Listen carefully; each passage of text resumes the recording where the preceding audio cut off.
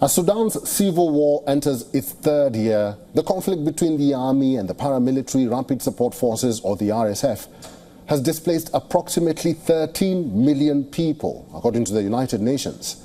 Since the war erupted on April 15, 2023, it has killed tens of thousands, pushed parts of Sudan into famine, and fractured the country into territories controlled by rival factions. Here's a report.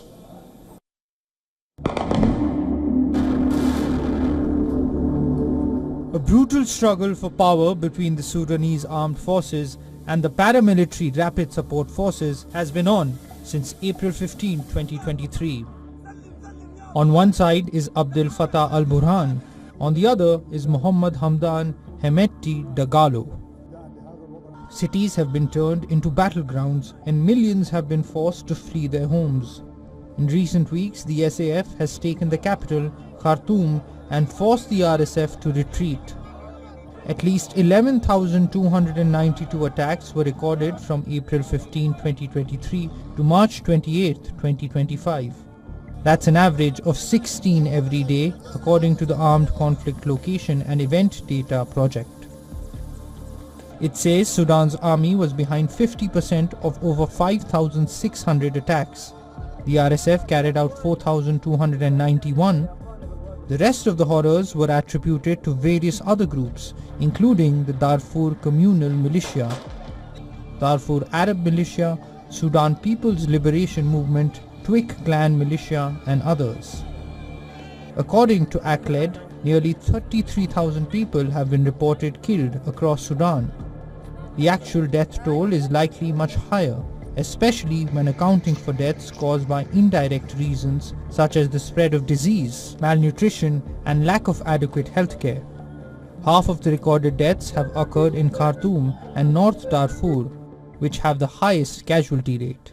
The UN says Sudan is facing the world's worst displacement crisis as the war continues with no end in sight. More than 13 million people have fled their homes due to the ongoing conflict. Our estimate, supported by the figures, indicates that approximately 13 million people have been displaced by the conflict in Sudan. Inside Sudan, this number is estimated at 8.5 million internally displaced persons. This means that 1 in 3 people is an internally displaced person within Sudan today. Of those, at least 11.3 million people have been displaced within Sudan, according to the latest figures from the International Organization for Migration. At least 3 million people have crossed international borders, placing immense strain on neighboring countries, including Chad, South Sudan, and Egypt. In the global context, it is typically observed, and this is also true for the situation in Sudan, that about 88% of those affected by the conflict and fleeing in search of safety are women and children. There was a slight decline in the frequency of attacks after January 2025. While violence remained concentrated in key regions, there was a brief respite from the intensity of earlier months. Nearly 3/4 of all attacks have centered around 3 main regions. Sudan's capital has been the epicenter, with 5,519 attacks, or 49% of all recorded incidents. Just south of Khartoum, Gezira, Sudan's key agricultural state, has recorded 1,485 attacks, which is 13% of total incidents. In North Darfur, the RSF has launched several attacks on displacement camps and local militias. The region has seen 1,388 attacks, 12% of the national total. The biggest threat for the country at this juncture is a famine epidemic. 2 years since the onset of the war, Sudan has now become the world's largest hunger crisis. Nearly half the population are acutely food insecure. Famine has taken hold in parts of Darfur and is spreading.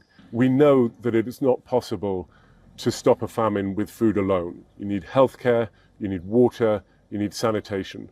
So the whole response needs to be well supported in order to be able to turn this around and stem the tide of famine.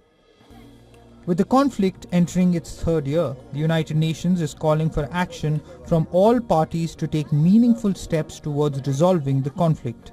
Africa Bureau, WION World is One. For all the latest news, download the WION app and subscribe to our YouTube channel.